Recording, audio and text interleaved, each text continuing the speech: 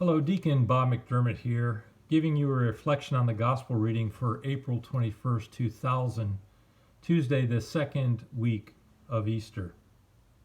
As of late, our communication, and I use the word communication loosely, has become almost exclusively by some form of electronic means, and particularly email. I juggle 3 email accounts, one for work, one for the parish, and one for my personal use for everything else. I don't know about you, but since we've had shelter in place in order, my email has lit up. Frankly, it's a little bit overwhelming to keep up with right now, and you might be able to relate to that. I never really liked email. I felt it was one-way communication. The originator of the email could never confirm that the recipient really understood what the message was. There was never any interchange of ideas to make sure that that message was delivered.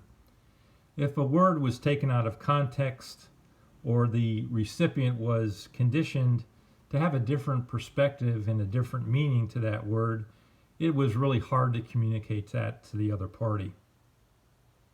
On Monday through Thursday of this week, the gospel comes from the 3rd chapter of John. It focuses on the dialogue between Jesus and a man called Nicodemus. The interchange between Jesus and Nicodemus is one where Nicodemus is conditioned to think and perceive things through the lens of the law, not necessarily the Spirit. One where earthly and heavenly perspectives lend different meanings. This interchange is revealed in 3 different parts. The first part, in yesterday's gospel, the sympathetic Pharisee Nicodemus comes to Jesus and acknowledges that he must be from God because no one can do the things that Jesus does unless he comes from God.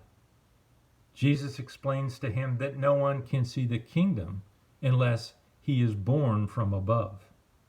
Nicodemus can't let go of his ingrained training and responds literally by asking how one, once grown old, can be born again. In the second part of the dialogue between the two, it continues in today's reading when Jesus provides further clarification to Nicodemus that you must be born from above, to be reborn in the Spirit. Nicodemus continues to focus on earthly things, doesn't understand the role of the Spirit, and asks how this might be able to happen. Jesus reveals that only he can testify to things of heaven, for he has seen them. He is the only one who has heavenly knowledge.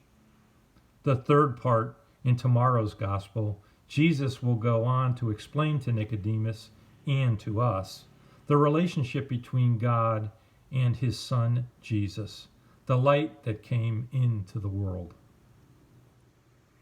Are we sometimes like Nicodemus?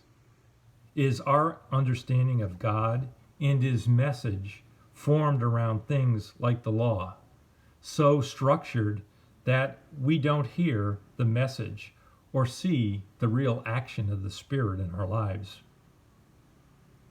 Are we so set in the rigor of our religious practices that we don't let the Spirit guide us? Our parish this weekend, we had a blood drive. We typically, on a Sunday blood drive, would get about 20 donors. This weekend, when our perspective changed, when we had a situation where there were no masses to draw the donors, when there were appointments that were needed to limit the number of donors and accommodate social distancing, the day after the greatest number of cases of the coronavirus were identified in Dallas County in a single day, and when people for the first time were required to wear masks in public, more than 40 units of blood were donated, twice the typical number of units. The changes in the past month have shaken us out of our common practices, changed our context, and provided a perspective that gave new meaning and appreciation to what were routine activities. Some might have withdrawn, but many have seen this as an opportunity to experience God in His gift of life in a truly different way. The Spirit is moving us to action in different ways. This week, step back and reflect, perhaps seeing how the Spirit might have moved you or others in new ways, giving us a new meaning and an alternative path to encounter God and our greater community. Have a blessed day.